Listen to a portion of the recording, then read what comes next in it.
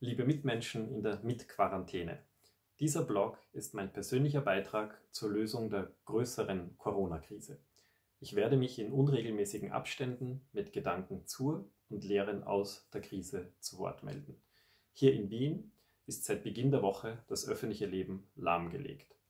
Die Pandemie hat auch meinen Terminkalender die nächsten Monate leergefegt.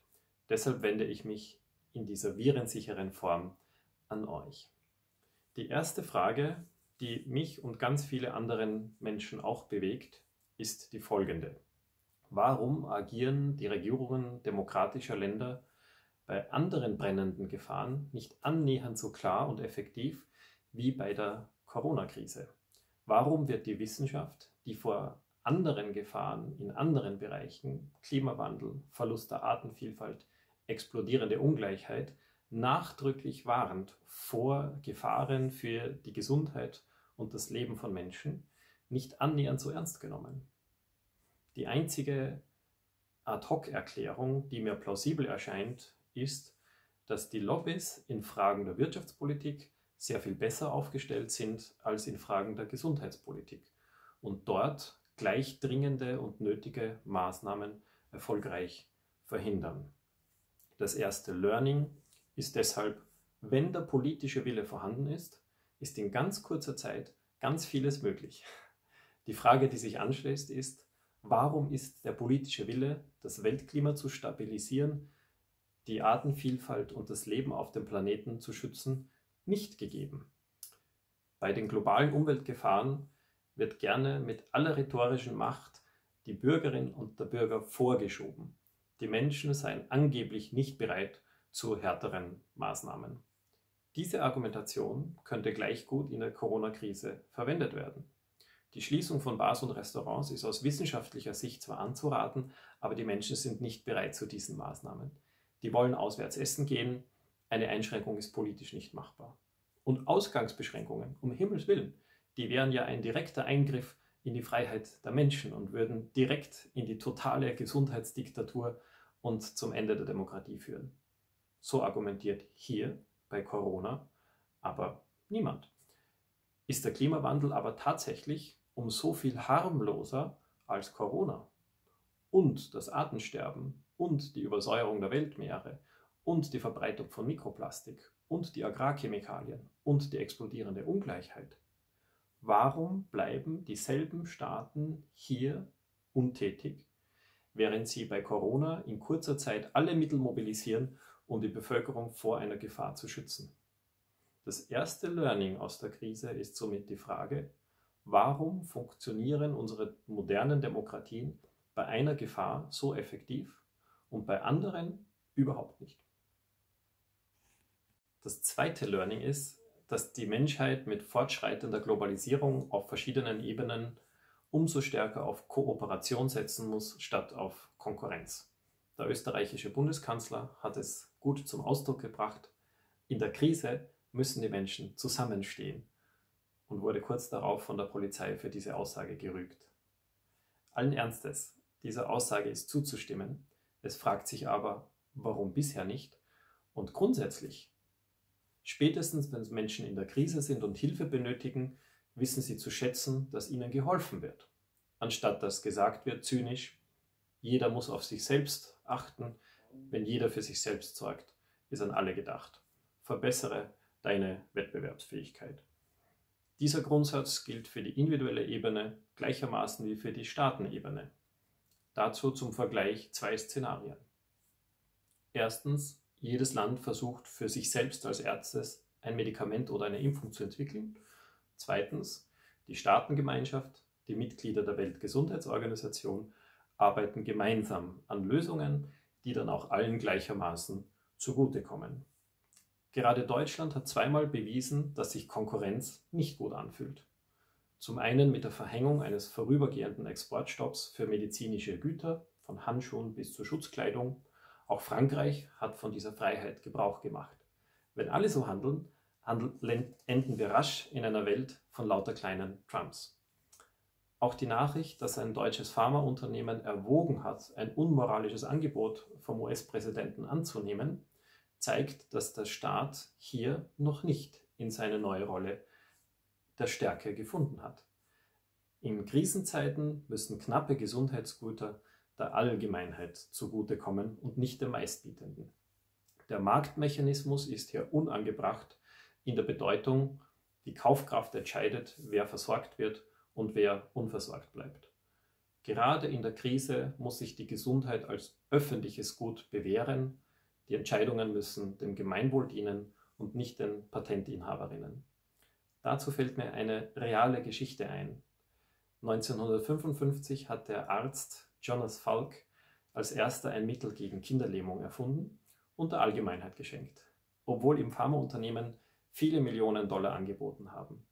Auf die Frage, warum er das getan hat, war seine Antwort: Could you patent the sun? Lektion 3 ist Resilienz, Krisenfestigkeit oder Bestandsfähigkeit in der Krise. Nur 4 Firmen stellen weltweit Penicillin her, ein sogenanntes Grundnahrungsmittel der Medizin. 3 dieser Firmen sind in China. Ein unschönes Beispiel für die grenzenlose Verwundbarkeit unserer globalen arbeitsteiligen Ökonomie.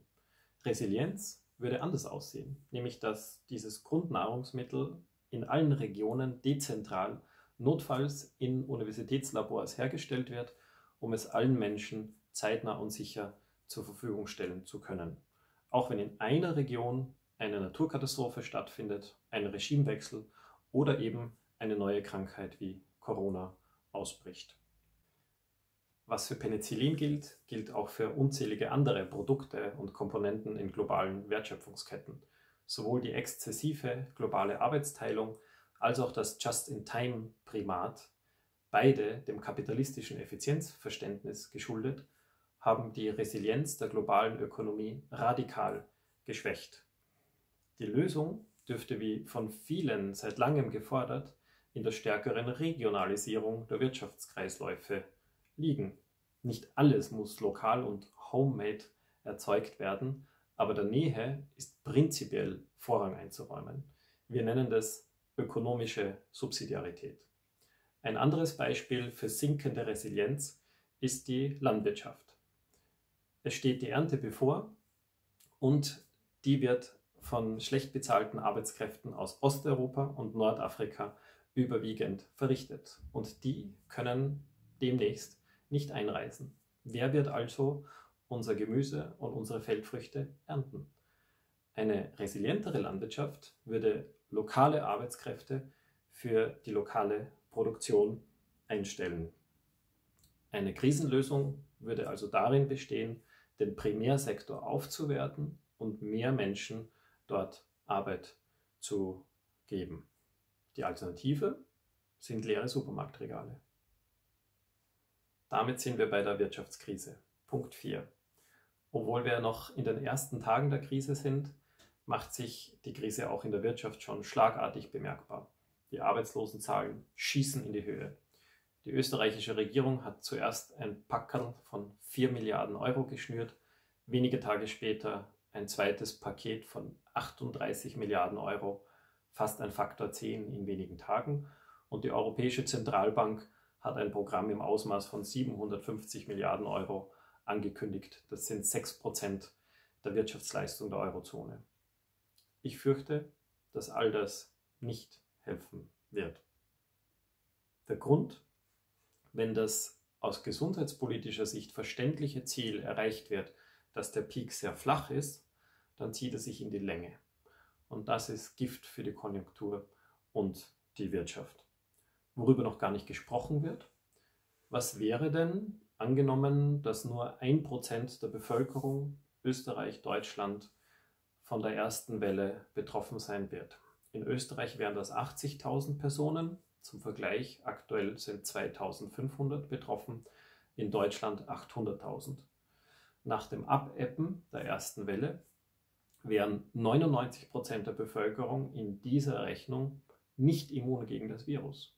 Und das gleiche Szenario würde beginnen, sich zu wiederholen. Bei diesem Gedanken verstehe ich, dass manche beten, dass das Virus sich bei steigenden Temperaturen freiwillig zurückzieht oder so rasch wie möglich ein Medikament gefunden wird oder eine Impfung. eine Impfung wird realistischerweise frühestens für Ende des Jahres in Aussicht gestellt. Müssen wir bis dahin unter Quarantäne bleiben? Der IFO-Geschäftsklimaindex, das wichtigste Konjunkturbarometer für Deutschland, hat am 19. März den stärksten Rückgang seit 1991 verzeichnet. Das ist ein stärkerer Rückgang als nach der Finanzkrise 2008. Vieles deutet auf eine rasche und tiefe Rezession. Deshalb fürchte ich, dass die bisherigen Packerl und Päckchen nicht ausreichen werden. 5. Sehr bald wird nach der Zentralbank gerufen werden. Für mich ist es nur eine Frage der Zeit. Denn die Mittel der Fiskalpolitik, mehr Steuern oder neue Schulden, werden sehr rasch nicht ausreichen. Die Zentralbank muss deshalb mit der Geldpolitik die Krisenmaßnahmen unterstützen. Die Zentralbank kann Geld schöpfen und auf diese Weise die Wirtschaft nähren und fördern. Zur Abwechslung sollten die Maßnahmen aber nicht wie nach 2008 systemrelevante Banken retten und vielleicht auch noch Autofirmen, sondern diesmal die Menschen, Arbeitslose, Selbstständige, kleine Unternehmen, Bedürftige aller Art. Die Zentralbank ist einer der effektivsten Hebel der Wirtschafts- und Verteilungspolitik und sie könnte erstmals systematisch zur Unterstützung der Bedürftigen eingesetzt werden. Um die Dimensionen klarer zu machen: Wenn die Wirtschaft eine Hilfe von 10, 20 oder 30% der Wirtschaftsleistung benötigen wird, wir sprechen von monatelanger Ausfälle, dann wird das Geld des Finanzministers sehr rasch nicht mehr reichen und er darf sich auch gar nicht in diesem Ausmaß verschulden. Hingegen wären 10, 20 oder 30% zusätzliche Aktivitäten der Zentralbank im Verhältnis zur Wirtschaftsleistung machbar. Die Bilanzsumme der Europäischen Zentralbank bewegt sich derzeit um die 40% der Wirtschaftsleistung der Eurozone. Die der japanischen ist bei über 100 und auch die Schweizerische Nationalbank war schon in diesen sehr viel größeren Höhen. Von daher könnte man sich eine Ausweitung der Aktivitäten der Europäischen Zentralbank und damit auch der Geldmenge um zum Beispiel 20% der Wirtschaftsleistung vorstellen. Vor allem würde das ja nicht zu einer Inflation führen. Wenn sich nämlich die Zentralbank in der Krise engagiert, dann würde das ja nicht dazu führen, dass die Wirtschaftsleistung und die Nachfrage im Vergleich zum Vorjahr erhöht würde. Das wäre eine reale Inflationsgefahr, sondern im allerbesten Fall würde die Zentralbank es gemeinsam mit der Budget- und Steuerpolitik es schaffen, die Konjunktur auf gleichem Niveau zu stabilisieren. Es geht primär darum, eine Rezession und vielleicht sogar den Kollaps der Ökonomie zu verhindern. Das heißt, worum es sehr bald gehen wird, ist die Abwehr von Deflation. Der Gedanke, dass zur Abwechslung den Menschen in der Not geholfen werden könnte, führt fast von selbst zur Idee eines bedingungslosen Grundeinkommens. Vielleicht hat es Corona bedurft, um hier eine Wende einzuläuten. Ähnlich wie es Fukushima bedurfte, um eine Wende in der Atompolitik einzuläuten. Zur Ausgestaltung eines bedingungslosen Grundeinkommens mit Hilfe der Zentralbank habe ich eine Idee, die etwas komplexer ist, weshalb ich sie voraussichtlich in einem der nächsten Videos ausführlicher vorstellen werde. Nur so viel vorweg. Wenn die demokratische Zentralbank oder Monetative den Bürgerinnen und Bürgern ein Grundeinkommen zur Verfügung stellt, könnte dieses gleichermaßen wieder schwinden, so wie es geschöpft wird, um damit zwei Probleme des bisherigen Geldsystems gemeinsam zu lösen, nämlich die Gefahr der Inflation und der Vermögenskonzentration. Genaueres dazu aber in einem meiner nächsten Videoblogs. Zum Schluss noch einmal zurück an den Anfang und zum Thema Freiheit. Mit welchen Gründen darf der Staat die Freiheit der Menschen einschränken? Gestern wurde ich in Wien von Polizeiwagen mit Lautsprechern zum Verlassen einer öffentlichen Parkanlage aufgefordert. Das Betreten des öffentlichen Raumes ist grundsätzlich verboten, wurden wir informiert. Davon würde ich eine Reihe von Ausnahmen machen und zum Glück gibt es sie auch noch. Aber ich frage mich schon, warum der Staat zum Beispiel beim Befüllen des öffentlichen Raumes mit Treibhausgasen, nicht mit ähnlicher Strenge vorgeht. Oder ein anderes Beispiel beim Betreten des öffentlichen Raumes durch Werbung. Täglich werden wir, Kinder wie Erwachsene, mit Hunderten von Werbespots unfreiwillig geflutet. Dieser Terror durch Werbung dient aber weder der Gesundheit noch der Nachhaltigkeit und schon gar nicht der Freiheit. Ich möchte selbst spüren, was ich brauche und nicht vom Zentralkomitee der kapitalistischen Konzerne täglich 1000 Kaufoptionen aufgenötigt bekommen.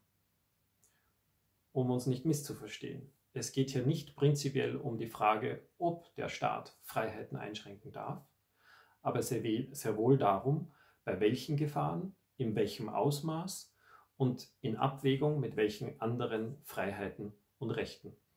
Und es ist schon sehr seltsam, dass demokratische Staaten im Namen der öffentlichen Gesundheit so plötzlich zu so radikalen Freiheitsbeschränkungen bereit sind, während sie gleichzeitig 1000 Gründe wissen, warum eine ähnliche Gangart zum Schutz des Weltklimas oder der Bienen oder zukünftiger Generationen nicht möglich ist. Das waren meine ersten Gedanken zur Corona-Krise und was wir aus ihr lernen können. Ich melde mich wieder mit neuen und weitergereiften Gedanken.